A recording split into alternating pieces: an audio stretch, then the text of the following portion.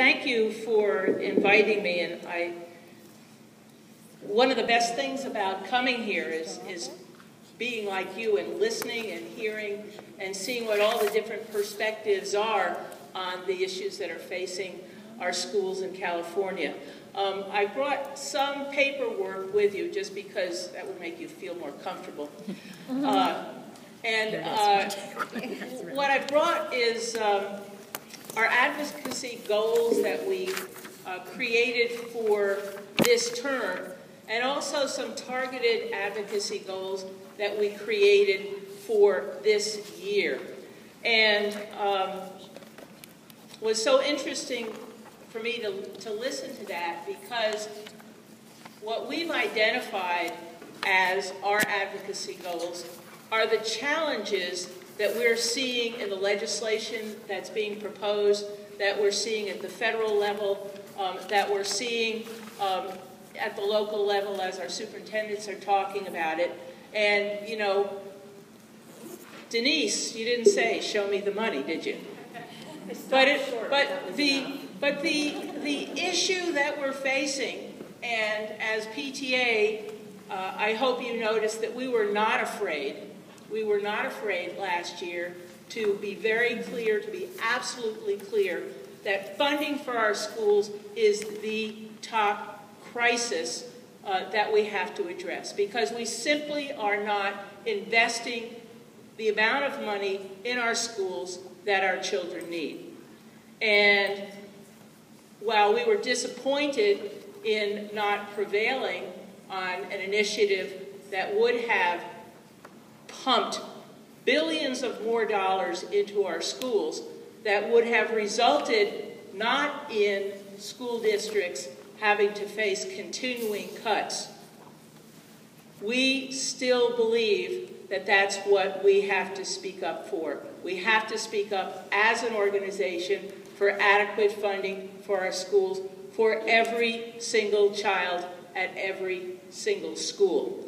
And so when we look at that list of our advocacy goals, and it's on this sheet of paper here, we say adequate funding to ensure that every child has the opportunity to meet his or her potential.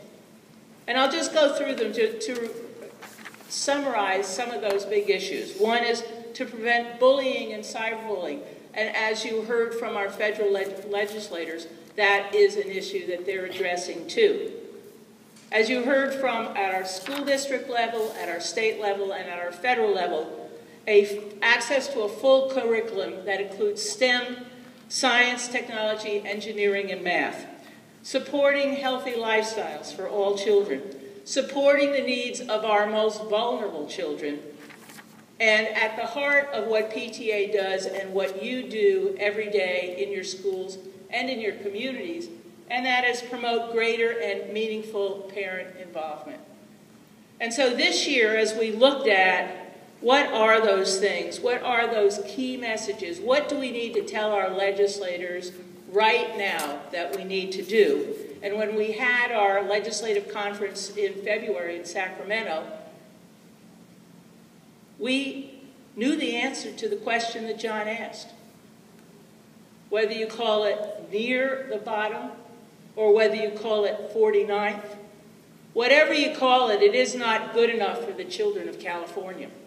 And so we want to make sure that we do not lose sight of the issue of adequate funding for our schools. We're 49th in the nation or we're 40th in the nation, but we're not doing what we need to do for our children. And so what we want to do when we sort of put out a phrase, but we think that we need to have a goal, and we're talking about being 20th by 2020. Being 20th by 2020. We're about $8,000, give or take a few pennies, compared to school districts and states throughout the nation, even when they were facing the Great Recession. You know, the Great Recession didn't just happen in California, did it? It happened in New York, and it happened in New Jersey, and it happened all over the United States. And while we're at about $8,000 a child, those schools and those states that are doing well, they're investing $15,000, $16,000, $17,000, $18,000 for their children because they know and they have made a commitment to funding a complete and comprehensive education for all their children. And the states and the school districts that are doing a great job, they're doing a couple of things that are really, really smart.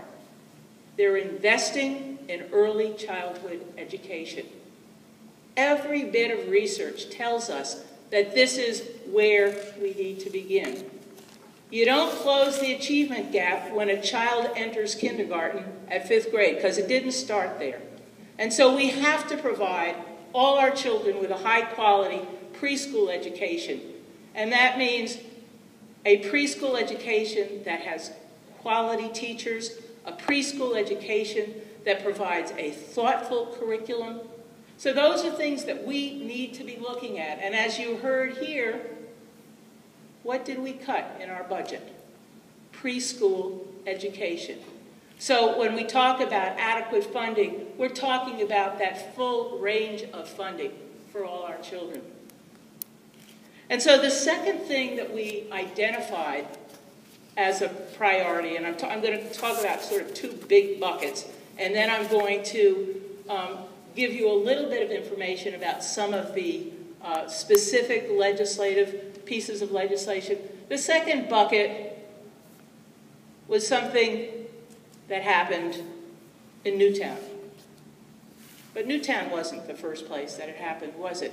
We can look back to what happened in Stockton almost a generation ago, where someone entered a school and took out a gun and killed children. And the California State PTA at that time passed a resolution. We passed a resolution that said we want to have safe schools.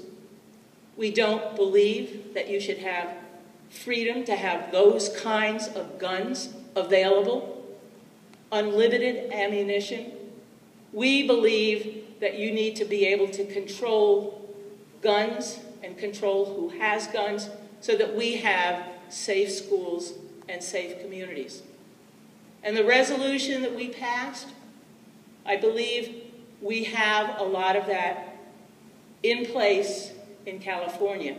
But throughout the nation, they don't have those kinds of controls. And when Senator Feinstein proposed her bill on gun safety, the California State PTA took a support position on it. And we continue to believe that we need to speak up and we need to advocate for safe schools. And that's not just safe schools that has to do with ammunition and guns. It's safe schools that has to do with mental health services and counseling and community support for our children. So that's another area that we believe we have to continue to speak up. And even if it didn't prevail last week in Washington, we still need to be able to tell our elected officials that they didn't do right, that we need to make sure our schools are safe and our communities are safe. So if there's another step that people want to take, it's to let people know that we have to have gun safety and we have to have mental health support for our children. So let me just bridge a little bit to some of the discussion that we've been hearing today. And that has to do with the local control funding formula. And it has to do with what are we going to do to address support for funding for our schools. How many of you know that we, as a state PTA, have a legislative action committee? You're all supposed to be raising your hands. Because this last month and just yesterday, our legislative action committee met and discussed a whole bunch of bills, and I gave you the positions. We took on a number of them in March, and we will be coming out with positions on a number of them at the end of the meeting.